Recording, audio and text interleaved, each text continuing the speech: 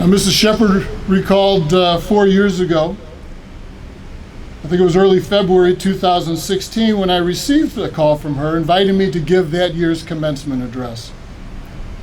It's an offer one cannot refuse.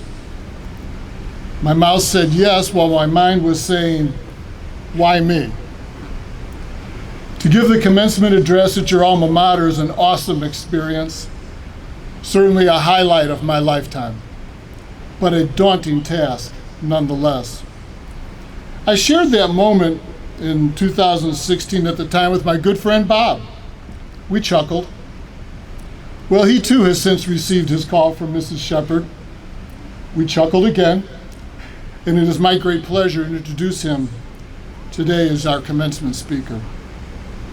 Bob and I first met as awkward freshmen in 1969.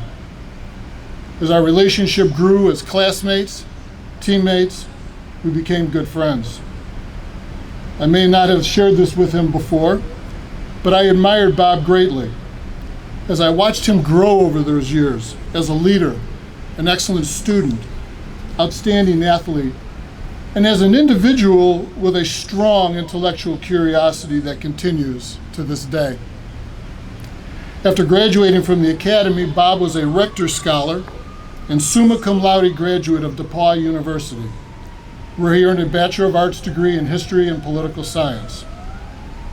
He then went on to study abroad in Vienna at the Karl Marx University of Economic Science in Budapest. Of note, in 2011, Bob was recognized by his alma mater as the recipient of the Management and Entrepreneurship Award. Following his growing interest in international business, Bob pursued graduate studies at the University of Virginia as a DuPont and Jefferson Scholar, earning a master's in foreign affairs. Still needing to pack another arrow in his quiver, Bob earned a second master's degree, an M.B.A. from Northwestern's Kellogg School of Management, graduating with distinction as an H. Edsel Olson Scholar. His business career began as a consultant with the Boston Consulting Group and built a highly successful career as an executive in information technology and electronics at industry-leading businesses such as Square D, NCR, AT&T, and Philips. In 1990, recognizing Bob's early accomplishments and career trajectory, Bob was named as one of Chicago Crane's Business 40 Under 40. Very noteworthy. Bob's inclusion on the list of the best and brightest in Chicago fits squarely 1 year after another noteworthy Chicagoan, Oprah Winfrey, was named to that list, and 3 years before another well-known Chicagoan was named to that list, a young man, Barack Obama. It's my great pleasure to introduce my classmate, my teammate, my good friend, and this year's commencement speaker, Robert Carpenter, class of 1973.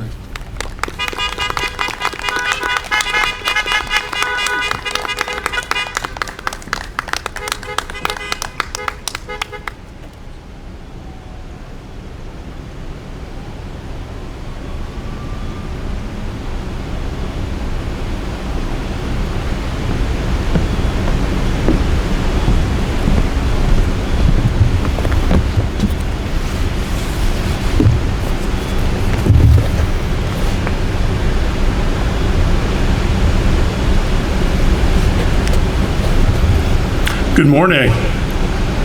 Thank you, Steve, for your kind words. Generally correct, but kind throughout. And congratulations on your well-deserved recognition for all you've done for the Academy. It's a tremendous achievement, and all of us in the class of 73 are very proud of you.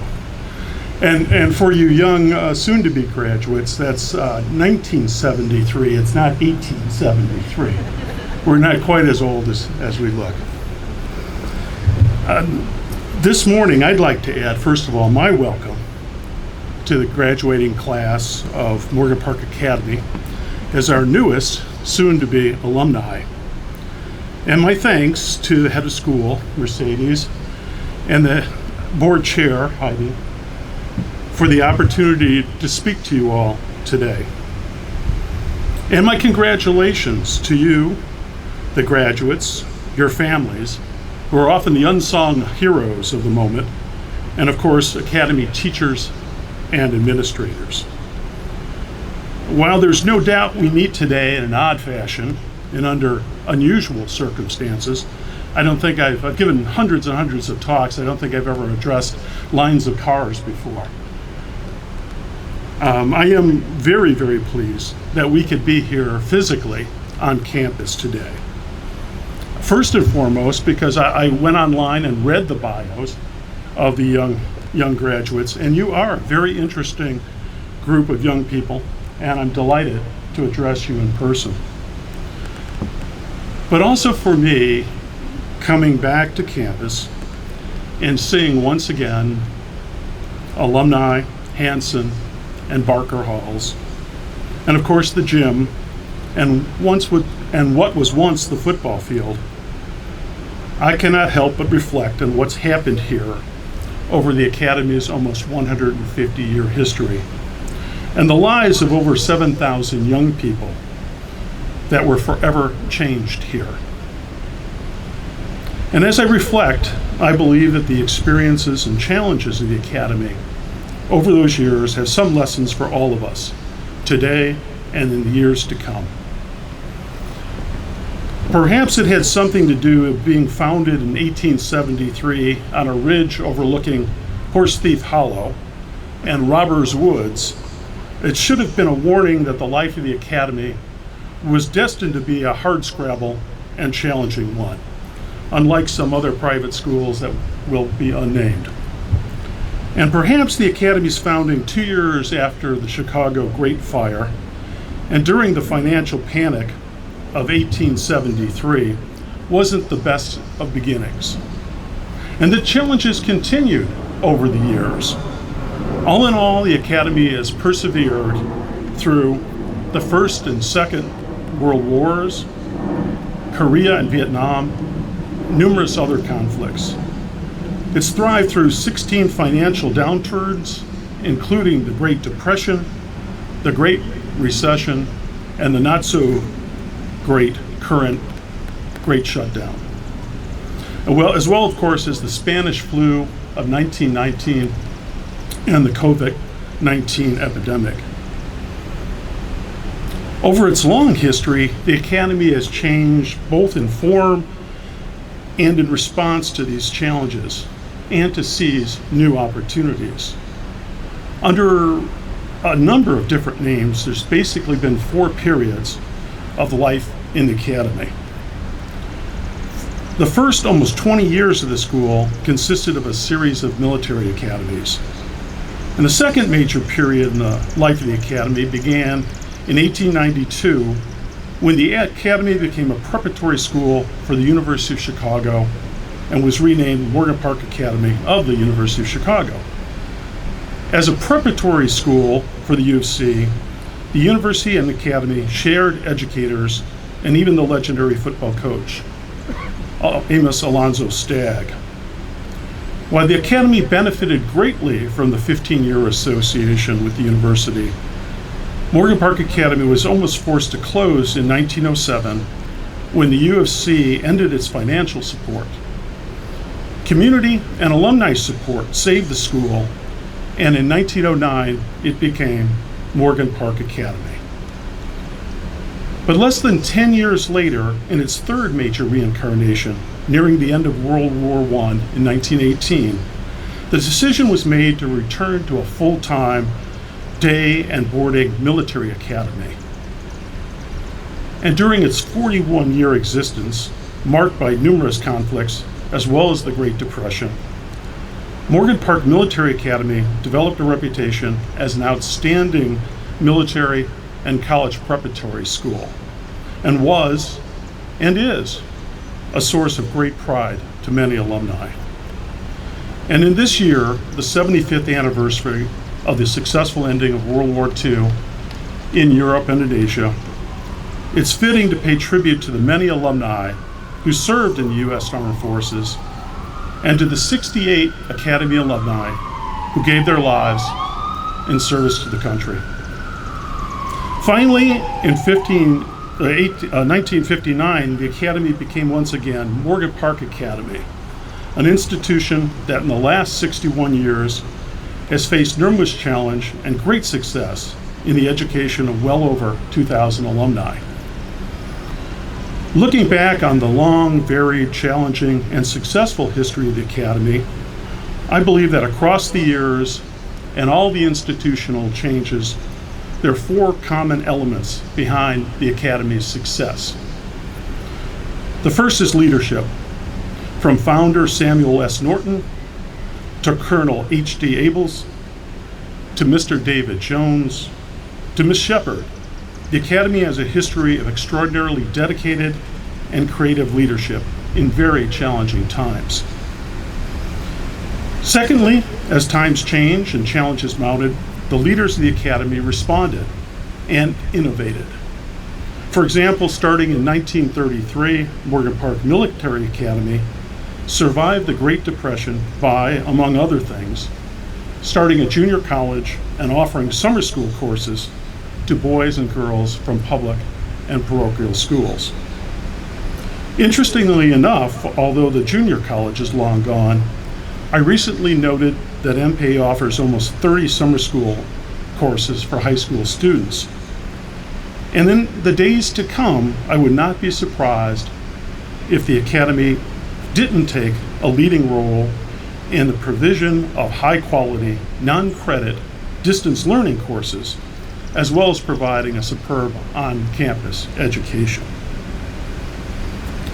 Additionally, as Steve has noted, whatever the format of the Academy, students, faculty, and administration at the Academy strove and strive for excellence.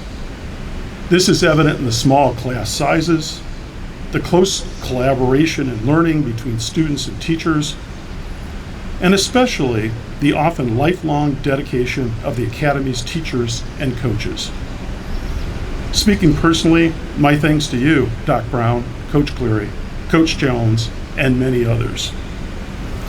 Finally, and very importantly, at numerous times in the Academy's history, financial support from Academy families, alumni, and the community have saved the Academy.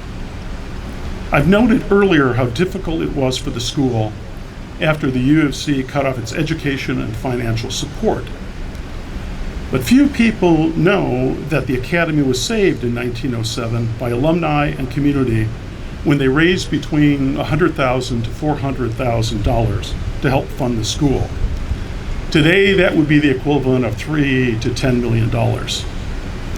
Equally importantly, the community showed its support of the Academy by sending generation after generation of new students here to be educated, as well as supporting new student families. So what does this all mean, particularly to you, our newest and youngest alumni? First of all, our current times are challenging, but not in many ways unique. Secondly, you are not alone. You have your family and your wider Academy family, teachers, staff, and over 2,500 living alumni to help you. And your help will be needed for M.B.A. to continue to thrive. And finally, like many before you, you will be called upon to lead in ways both great and small. And in preparation for your call to leadership, I have a few thoughts that may be of use to you in the days to come. As you aspire to lead and assume future leadership positions, I would ask you to consider pursuing and further developing 7 personal attributes. First, watch your personal volume. It's my experience that the louder the voice in a debate or discussion, the more it's intended to threaten or intimidate rather than persuade. Loud voices may win approval, but usually only from those who already agree with you. A firm but quieter voice signals that in addition to speaking, you are also willing to listen. Second, lead with knowledge and experience. If you seek to lead, lead with deep knowledge and when possible, personal experience. When I was a young man, the great existential threat to America was the Soviet Union, with its communist ideology, state-run economy, expansionist foreign policy, and vast military strength, including thousands of thermonuclear missiles. I can still recall as an elementary school student, huddled under my desk during a nuclear bomb drill. "Better dead than red" was a familiar slogan. But because I did not wish to be either dead or red, as a college student, I traveled and studied in Eastern Europe and the Soviet Union in order to better learn about life under communism. For years afterwards, I could credibly use that knowledge and experience in discussion with others who believed in the merits or the weakness of European communism. And in your search for knowledge, please remember that intellect alone is not knowledge. It takes intellect, learning, experience, and perhaps a dose of humility to develop deep knowledge and possibly wisdom. Third, be open to debate and discussion. Of course, even knowledge and experience is useless if one is unwilling to enter into discussions with people who hold different opinions. And as of late, there seems to be a school of thought that even hearing opposing thoughts can psychologically injure one. I am of a different mind. Perhaps it was as a graduate student, daily seeing Mr. Jefferson's quotation on the old Cabell Hall at the University of Virginia, describing the university as a place where, here, we are not afraid to follow the truth, wherever it may lead, nor to tolerate any error, so as long as reason is free to combat it. Thought control is the hallmark of totalitarian societies. Free discussion and debate is the oxygen of free communities.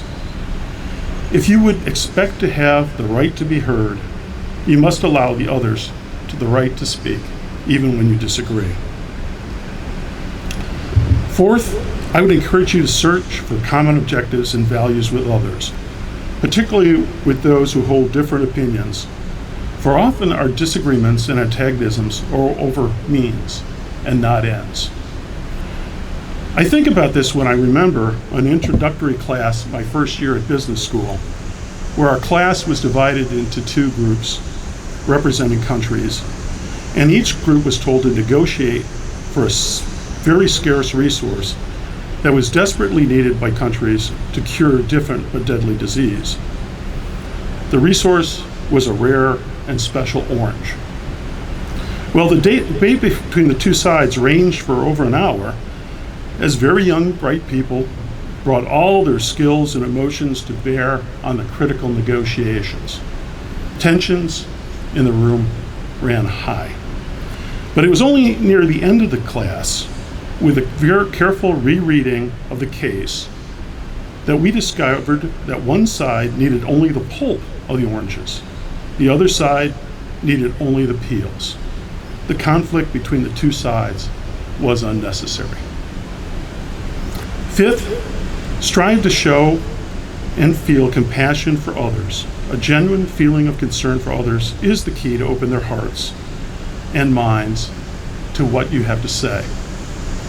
And along those lines, if you wish to persuade and lead, avoid labeling others. Today, the labels seem to fall like rain from the sky. Sexist, racist, anarchist, xenophobe, the list goes on. Whatever the source, left or right, progressive or conservative, the purpose of labels is to intellectually assassinate the other person, to invalidate, without discussion or debate, the ideas, thoughts, and values of that person. I am reminded of an old Clint Eastwood movie, Unforgiven, where Clint, as an old gunfighter, talks to his young partner, who no longer has the will, desire, or inclination to kill other men. It's a hell of a thing killing a man, Clint says. You take away all he's got and all he's ever going to have. I believe a label does much the same thing. And after applying it to someone, you will never win that person's confidence or support. Seventh and finally, model the behavior you wish to see in others. Or as Gandhi famously said, you must be the change you wish to see in the world. I think that too often today one sees prominent people who believe that they have only to say the words or support the thought, and that their actions to the contrary do not matter or may be excused. Or sometimes they believe their actions are not noticed at all. In truth, nothing is more corrosive in society than the hypocrisy between the words and deeds of its leaders. And the hypocrisy is noticed, particularly as you assume positions of leadership. In studying the Soviet Union, I believe that its fall was not necessarily due to military or economic weakness, as much as to its citizens knowing that its leadership, theoretically servants of the people, refused to share in the hardships of a failed system and had their own special schools, stores, vacation resorts, and rights. With many faults, ultimately, the Soviet Union died of its own hypocrisy.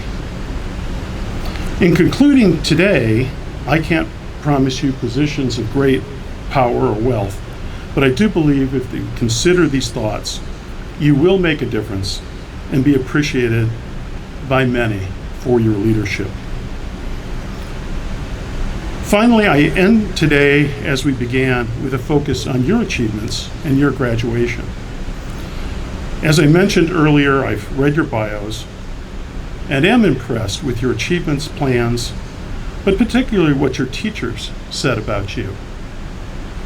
So to you, Anthony the thoughtful, Kelsey the determined, Daniel the responsible and artistic, to Abby, the taker of challenges, to Andrea, the seeker of knowledge, to Shane, the humorous intellect, to Maureen, the calm seeker of challenges, Jason, the kind lover of knowledge, and to Zach, the quiet, deep thinker.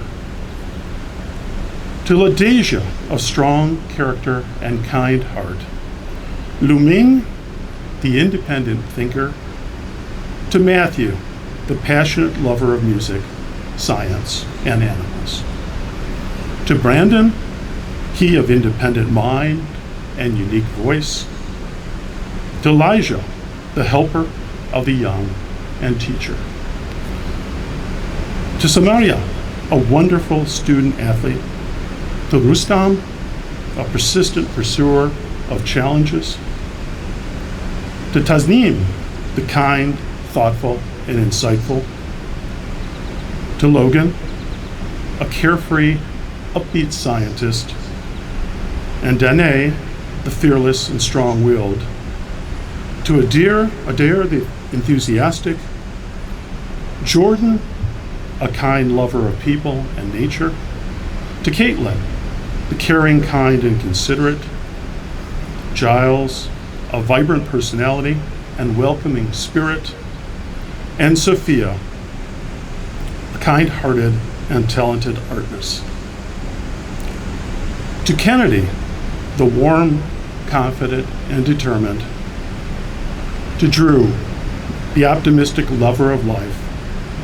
And to Alex, the dedicated scholar, passionate artist. To Anika, the smart, sweet lover of languages and music. Ava, the warm-hearted and compassionate. And to Olga, the passionate, hardworking, and determined. D'Angelo, the persistent, creative, and curious student athlete. Haley, the joyous performer. Celeste, the passionate and dedicated helper of others. Chelsea, a soft-spoken, kind leader. Dylan, the compassionate and empathetic listener. Amari, the loyal, honest, and admired, and to Chloe, the teller of stories.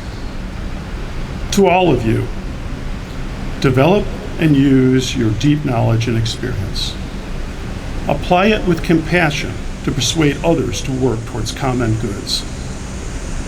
Model yourself to the standards you wish to see in others.